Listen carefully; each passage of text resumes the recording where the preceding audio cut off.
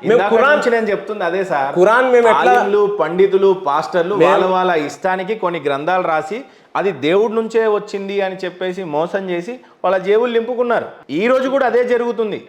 మీరు హోమం చేయండి మీకు ఇది అయిపోతుంది. వాళ్ళకు కూడా నేను చెప్తున్నా అట్లా స్వలాభాల కోసము ముస్లిమ్స్ ఇప్పుడు కరెక్ట్ క్రిస్టియన్లు అయినా ఏం చెప్తున్నారు, ఇప్పుడు క్యాన్సర్ తగ్గిపోతుంది దేవుడు నామంలో మీకు క్యాన్సర్లు తగ్గిపోవును గాక అని అంటాడు. ఆడ పొద్దున వచ్చి అబద్ధపు స్టోరీలు చెప్తా ఉండే సాక్ష్యంలు కూడా వింటా వేరే వాళ్ళ. కాకపోతే ఈసా మోసెస్ వీళ్ళందరికీ ఆథెంటిక్ గా ఏ గ్రంథాలు వచ్చినాయి అనేది ఖురానే చెప్తుంది. దానికి మీరు నేనేమి అబద్ధంగా చెప్పాల్సిన అవసరం లేదు. అది వాస్తవమే, అది వాస్తవం, నేను కూడా బిలీవ్ చేశాను. బట్ దీంట్లో ఒక కరెక్షన్, ఖురాన్లో ఎవ్వరు చేంజ్ చేయలేరు అని నేను నమ్ముతున్నాను సార్. ప్రళయ దినం వరకు చేయరు, ఎవ్వరు చేయలేరు కూడా. ఇప్పుడు నాకు రెండు ఆన్సర్లు చాలా స్పష్టంగా ఇవ్వండి. ఇందాక నుంచి నేను సూర ఆయతులు మీకు ఇచ్చినటువంటి రిఫరెన్స్ వేరే పుస్తకాల నుంచా ఖురాన్ నుండా? ఖురాన్ నుంచే. నేను ఇచ్చినటువంటి సూర ఆయతులకు అర్థాలు ఏంటి? పూర్వపు గ్రంథాలు విశ్వసించమని, పూర్వపు ప్రవక్తలని విశ్వసించు. Original right. ఒరిజినల్లలో అక్కడ పేర్లు అనేకంగా మారి ఉన్నాయి, దేవుడి పేర్లు. అలాగే ఖురాన్లో కూడా ఇన్ని పిలుపులని ఉన్నాయి ఆల్రెడీ. కరుణామయుడు అని ఉంది, అదని ఉంది, ఇదని ఉంది. పిలుపులు వేరు, పేరు వేరు అనేది నా ఉద్దేశం. ఇఫ్ ఇట్ ఈస్ దేర్, ఆ పుస్తకాల్లో కూడా దేవుడి పేరు వేరే వేరే ఉన్నాయి. మరి యెహోవా అని ఒక చోట ఉంది. అనుకోవడం వేరు అండి, అనుకోవడం వేరు. కానీ మళ్ళీ మీరు తప్పుగా పెట్టొద్దు. అక్కడ బైబుల్ని విశ్వసించమని ఖురానే చెప్తున్నప్పుడు యెహోవాని మీరు దేవుడు అని నమ్ముతారా? మేము విశ్వసిస్తున్నాము బైబుల్ని. విశ్వసించని ముస్లిమే కాదు అంగీకరిస్తున్నారా లేదా? నేను మళ్ళా కల్మా చదువుకోవాలా? ఒకవేళ నేను విశ్వసించకపోతే బైబుల్ని, తౌరాని, జబూర్ని నేను మళ్ళా కల్మా చదవాల్సి వస్తుంది. మళ్ళీ దేవుడి పేరు మీరు అల్లాహ్ అని ఇక్కడ చెప్పేస్తున్నారు. బైబుల్ని దాన్ని చెప్పాను. యెహోవా అని ఉంది, మరి దేవుడి పేరు సార్ అది ఒరిజినల్ కాదు కదా సార్. ఒరిజినల్ బైబుల్ ఎక్కడుంది? లేదు కదా. ఇప్పుడు మనిషిలో అందరిలో ఒరిజినల్ ఖురాన్ ఉంది, ఖురాన్ ఒక్కటే ఉందండి. ఇదే ఇదే ఇదే వితండవాదం. ఇది ఎట్లా అక్కడ కూడా ఉంది సార్? లేదు సార్. ఒరిజినల్ సార్ మీరు చెప్పండి. ఒరిజినల్ తౌరాత్ ఉందా? నా దేవుడే గ్రంథం, నా ఒరిజినల్ తౌరాత్ ఉందా? దేవుడు ఒరిజినల్ బైబుల్ ఉందా? మీరు చెప్పండి. నేనే మా గురువు గారు చెప్తారు. ఖురాన్ ఉన్నప్పుడు ఒరిజినల్ బైబుల్ ఉన్నట్టే. లేదండి. ఇప్పుడు దీంట్లో ఇప్పుడు బైబుల్లో ఇది కూడా నేను ఆడియన్స్ మీద వదిలేస్తాను. నేను ఒక పాయింట్. ఇప్పుడు బైబుల్లో అవదలుచుకోలేదు సార్, వినండి. బైబుల్లో ఏముందంటే గాస్పెల్ ఆఫ్ మార్క్ లో, gospel of Mark, gospel of ఏదో చెప్పాలని ఒక్క నిమిషం, let me come. Gospel of Mark chapter 16 verse number 17, 18 లో ఏముందంటే నిజమైన క్రిస్టియన్ అయితే అతను పాయిజన్ తాగినా చనిపోడు అని ఉంది. నిజమైన వాడు అసలు ఉంటే నిజం ఇమ్మిడు. ఇది ఫాల్సిఫికేషన్ టెస్ట్ అంటారు. ఏదో చెప్పండి.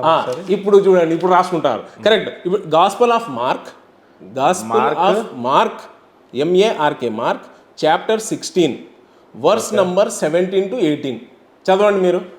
మీరు చదవండి సార్. మీరు ఎవరి ఇన్నోవేషన్ కి వాళ్ళే బాధ్యులు. And the science will accompany those. లేదు, ఫస్ట్ చదవండి. ఏం చదువుతున్నారు? బైబిల్లో ఉన్న మార్కు సువార్త 16వ వచనం నుంచి 17వ వరకు చదువుతున్నారు. అక్కడ చదవండి English. They will speak in new tongues. ఇక్కడ ఫుల్ లేదు. అక్కడ అన్య భాషల గురించి ఉంది. మార్కు 16, 17లో అన్య భాషలు అని అంటే దేవుడి యొక్క. ఉండండి ఒక్క నిమిషం ఉండండి.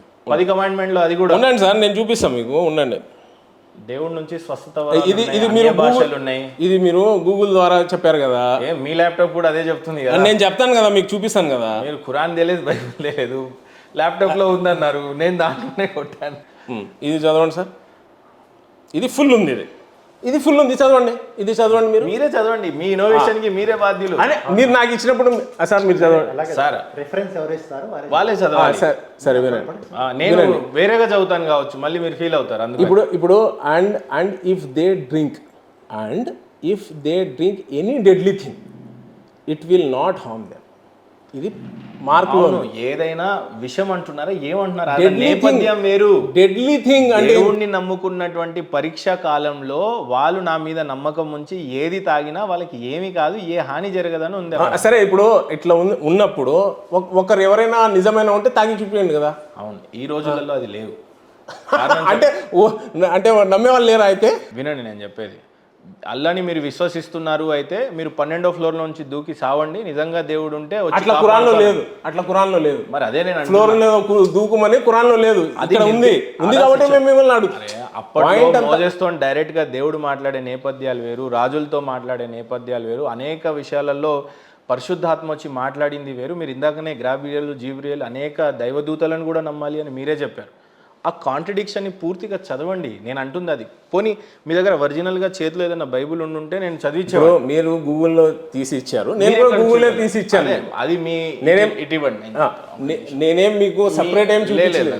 ఓకే, ఇది ఇప్పుడు మీ ముంగటనే కొట్టినటువంటి దాంట్లో నాకు ఒకటి వచ్చింది, మీకు ఒకటి వచ్చింది కాబట్టి చాలా నేను దాన్ని దాంట్లో హాఫ్ వచ్చింది, దీంట్లో ఫుల్ వచ్చింది అండి. ఏదైనా దాంట్లో ఇంకా నొక్కితే అవి కూడా వస్తాయి. ఓకే, ఇప్పుడు ఇక్కడ ఏమని ఉందంటే you can read this verse in the Bible at bible.com and Bible Gateway అని ఉంది. పాపం ఆయన బాధ ఇచ్చాడు. In this verse Jesus describes signs that will accompany those who believe in him. దేవుళ్ళలో ఎవరైతే విశ్వసిస్తారో this sign includes casting out demons. ఇందాక మీరు అన్నారు చూడు, క్యాన్సర్ తీస్తారు, పారాలిసిస్ తీస్తారు, వాళ్ళ గురించి చెప్తున్నారు. అది కూడా కరెక్టే చెప్పింది, ఇది కూడా కరెక్టే. దాని కింద చదవండి. బైబుల్ని అనుసరించే వాళ్ళకి కొన్ని వరాలు ఉన్నాయి, మీకు కూడా ఉన్నాయి. ఇప్పుడు మీరు బోధిస్తూ ఉన్నారు ఖురాన్ని, గురుగారు బోధిస్తూ ఉన్నారు, ఆయనకు వరం ఉంది కాబట్టి బోధిస్తున్నాడు. అదే ఖురాన్ కూడా చెప్తుంది.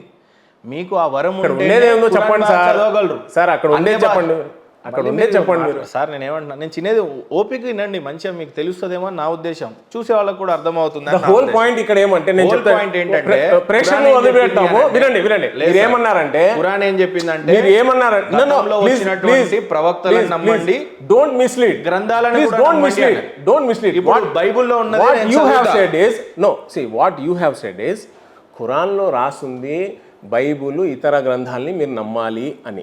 కరెక్టా? మీరు ఇదే చెప్పారు. నేనేమన్నాను ఎస్ మేము నమ్ముతాము, కానీ అవి ఇప్పుడు ఒరిజినల్ షేప్ లో లేవండి, దాంట్లో చాలా మిక్స్ అయిపోయినాయి, ఎర్రర్స్ ఉన్నాయి.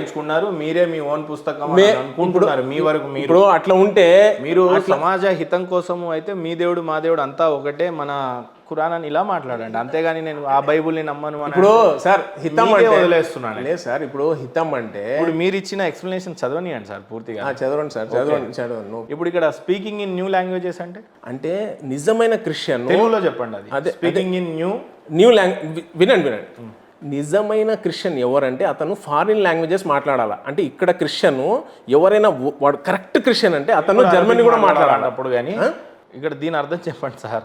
అదే చెప్తున్నా, స్పీకింగ్ ఇన్ లాంగ్వేజెస్ అంటే స్పీకింగ్ ఇన్ న్యూ లాంగ్వేజెస్ కాదు, న్యూ లాంగ్వేజెస్ లేదు సార్. ఇక్కడ స్పీకింగ్ ఇన్ న్యూ లాంగ్వేజెస్ అర్థం ఏంటి అంటే జర్మనీ మాట్లాడొచ్చు, ఫ్రాన్స్ మాట్లాడొచ్చు, ఏదైనా మాట్లాడొచ్చు. బైబుల్ చదివిన వాళ్ళు చాలా నవ్వుతారు, మీకు తెలియదు ఈ విషయం, ప్లీజ్ దయచేసి. అన్య భాషలు అని దాని అర్థం.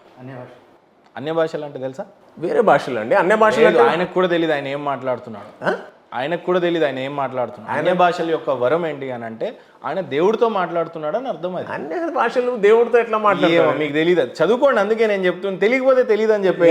ఇది ఎట్లుందంటే సర్పెంట్స్, అదే ఇందాక మీరు చెప్పారు కదా, క్యాన్సర్ పోతుంది, అది అని చేసేవాడు డాన్స్ చేసుకుంటారు చూడు. ఇప్పుడు నేను తెలుగులో వినిపిస్తాను ఇది. ఓకే, మార్కు సువార్త 16:17 తెలుగులో ఏ రకంగా ఉందో ఆల్రెడీ దీని కింద క్రిస్టియన్ సోదరులు చాలామంది కూడా దీని గురించి చాలాసార్లు పాస్టర్లు వేదికల మీద గంటలు బోధిస్తూ ఉంటారు. స్వస్థత వరాల గురించి, అన్య భాషల గురించి, లేకపోతే దేవుడు నామంలో దయ్యాలను కూడా వెలుగొట్టినటువంటి అనేక సూచక క్రియలు జరుగుతాయి అని కూడా ఉంది. సో అది దాన్ని ఉద్దేశించినటువంటి వర్డ్ ఇది.